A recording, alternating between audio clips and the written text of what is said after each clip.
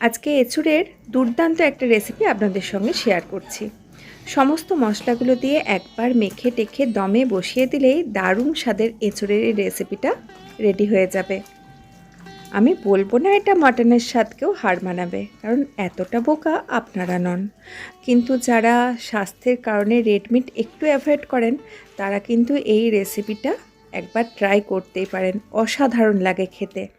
এখন তো বাজারে প্রচুর দেশি এঁচড় পাওয়া যাচ্ছে। এরকম একটু ছোট সাইজের এঁচড়গুলো নেবেন, এতে টেস্টও ভালো আসবে আর রান্নার সময়টাও কম লাগবে। তো একেবারে সরাসরি রান্নাটা শুরু করব। তার আগে একটা মশলা রেডি করে নিচ্ছি।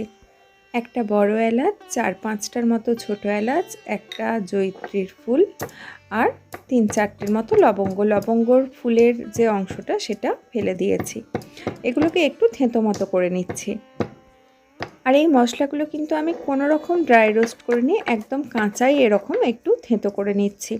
ড্রাই রোস্ট করলে এর স্বাদ আর গন্ধটা একটু আলাদা আসে, সেটাও কিন্তু খেতে ভালোই লাগে। এই মশলাগুলোকে একটু যখন থেঁতো করা হয়ে যাবে, এবারে এর সঙ্গে যোগ করছি 1/2 চা চামচ সামরিচ আর 1 চা চামচ শাহি জিরা। এই সব মশলাগুলোকে এবারে একটু গুঁড়ো করে নেব। গুঁড়ো করা বলতে খুব একটা মিহি গুঁড়ো কিন্তু হবে না, একটু দানা দানা মতো থাকবে, সেরকম মতো গুঁড়োটা করে নিচ্ছি। এবারে সরাসরি রান্নাটা শুরু করব। আমি এখানে মাটির পাত্র নিয়েছি, আপনারা কিন্তু যে কোনো পাত্রতেই করতে পারেন। এবারে এর মধ্যে দিয়ে দিচ্ছি আগের থেকে কেটে রাখা এঁচড়। এই এঁচড়ের রেসিপিটার আইডিয়াটা কিন্তু পেয়েছি চম্পারন মটনের থেকেই। তবে চম্পারন মটনের মতো রেসিপিটা পুরোপুরি এক নয়, অনেকটাই আলাদা, সেটা আপনারা ভিডিওটা দেখলেই বুঝতে পারবেন। তবে যেহেতু চম্পারন মটনের থেকেই আইডিয়াটা পেয়েছি, তাই এই রেসিপিটার নাম দিয়েছি চম্পারন এঁচড়। এখানে এঁচড় আছে 700 গ্রাম, আর পেঁয়াজ নিয়েছিলাম মিডিয়াম সাইজের পেঁয়াজ 6টা কুচি করে নেওয়া। এবারে দিচ্ছি রসুন, 10-12টার মতো রসুনের কোয়া একটু থেঁতো করে নিয়েছি। আর দিচ্ছি আদা, ধনে, জিরে আর শুকনো লঙ্কা একসঙ্গে বাটা। এটা দিচ্ছি 2 টেবিল স্পুন। আপনারা শুকনো লঙ্কার পরিবর্তে কাঁচা লঙ্কাটাও ব্যবহার করতে পারেন। এখন দিয়ে দিচ্ছি আগের থেকে যেই গুঁড়ো মশলাটা রেডি করে রেখেছিলাম সেটা।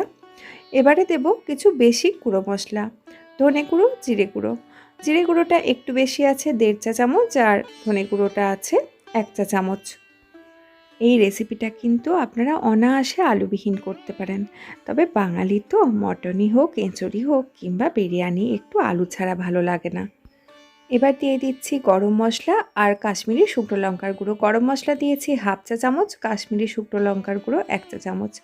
আর দিলাম স্টার আনিস। বিরিয়ানি মশলার কিন্তু একটা খুব সুগন্ধি মশলা হিসাবে স্টার আনিস খুবই জনপ্রিয়, আর এটা দিলে খুব সুন্দর একটা গন্ধ আসে। এবারে স্বাদ অনুযায়ী নুন আর একটু হলুদ গুঁড়োটাও দিয়ে দিলাম। আর টক দইটা একটু টাটকা নেওয়ার চেষ্টা করবেন, তাতে টেস্টটা বেশি ভালো আসে।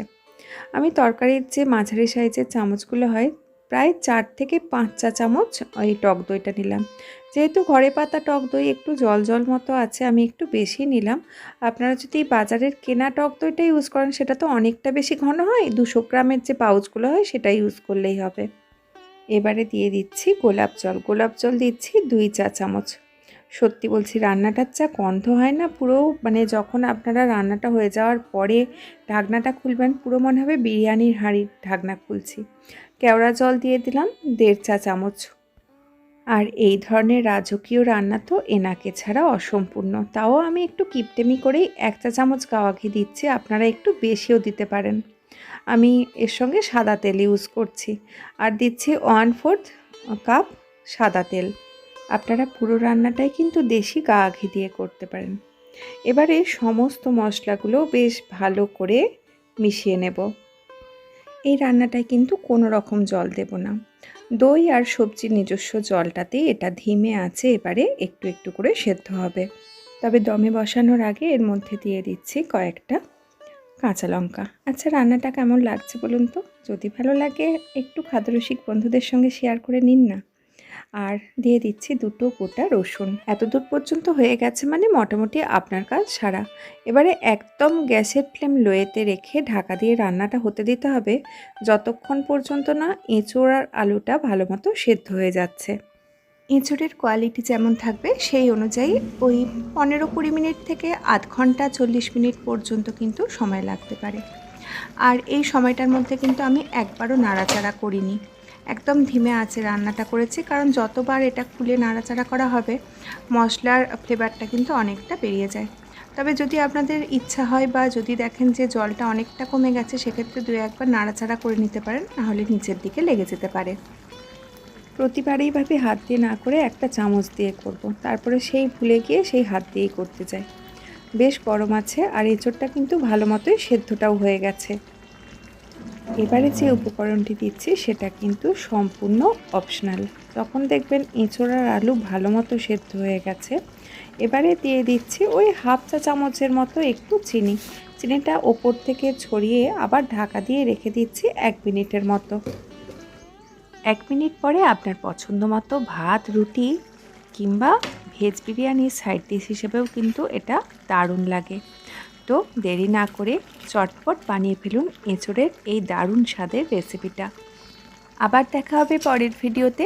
ততক্ষণ সবাই সুস্থ থাকুন, ভালো থাকুন, সঙ্গে থাকুন।